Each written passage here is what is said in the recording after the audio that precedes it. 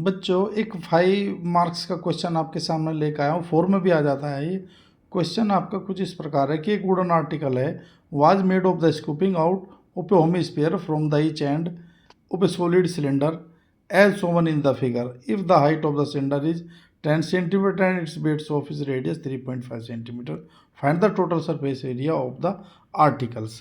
चाहे बेटा ये आर्टिकल्स का हो आपका, चाहे ट्वाइस का हो, इसी तरीके का आपके सामने फिगर है। देखो ये सिलेंडर है और दोनों साइड में एंड, इसके एंड में भी और इसके ऊपर भी देखो ये स्कूपिंग का मतलब है इसको गहराई करके बनाया गया है ऐसे। क्लियर होगी बात। तो हाइट इसकी बेटा आपकी 10 सेंटीमीटर है या आपकी रेडियस 3.5। तो इसका टोटल का हमको सरफेस एरिया ज्ञात करना है। तो टोटल सरफेस एरिया का मतलब है कौन कौन है, दो चीज़ें इसके अंदर है। कौन कौन सी, एक तो सिलेंडर एक हेमिस्फीयर। तो दोनों को जोड़ दो तो हमें पता है कि सिलेंडर का होता है 2πr/h और उसका होता है 4πr²। यहाँ पे देखो हेमी है तो 2πr² ये हो गया और 2πr² ये हो गया, तो 4πr² हो गया।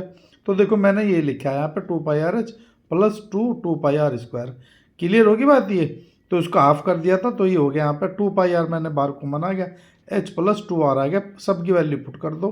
पाई की वैल्यू देखो मैंने यहाँ पे 22/7 रख दिया, r की वैल्यू 3.5 रख दिया, ब्रैकेट आपका ही h की वैल्यू 10 रख दिया +2 ये डबल है आपका, r की वैल्यू 3.5 रख दिया। इससे देखो ये पॉइंट हटाया मैंने, यहाँ पे 10 लिख दिया बेटा नीचे, और ये 7 5 जा 35, 5 2 जा 10, 2 से ये 2 तो 22 बच गया। और यहाँ पे देखो 10 प्लस और ये 35.5 की जब 2 में मल्टीप्लाई करेंगे तो 7 मिलेगा, और 7 जब 10 में जोड़ेंगे तो 17 हो जाएगा।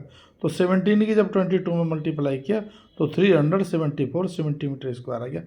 इस तरीके से जो पूरा आर्टिकल है जो उसका एरिया निकल कर आया है हमारा टोटल, वो आपका 374 सेंटीमीटर आ गया। तो बेटा क्वेश्चन आपको समझना है, माइंड मैपिंग करना है। कैसे करना है, क्वेश्चन कोई भी आपका टफ नहीं होता, फॉर्मूले वही होते हैं, फॉर्मूले ही गलत लग जाते हैं।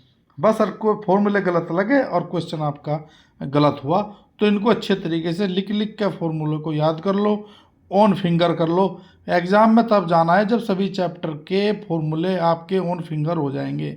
यदि जो भी चैप्टर तुम करो सबसे पहले क्वेश्चन करने से पहले उस चैप्टर के फॉर्मूले लिखो। ये गणित का रूल है बेटा इसमें। तो इसमें ये नहीं है कि आप एक्सरसाइज करेंगे बस उसी का ही उसी का ही फॉर्मूला लिख लोगे, नहीं। जितने भी पूरा चैप्टर है माइंड मैपिंग होना जरूरी है पूरे चैप्टर का। जब तक तुम्हारे मन में रहेगा क्वेश्चन कि ये फॉर्मूले है तो आपका चैप्टर बड़ा आसान बन जाएगा, एक्सरसाइज आपकी आसान बन जाएगी।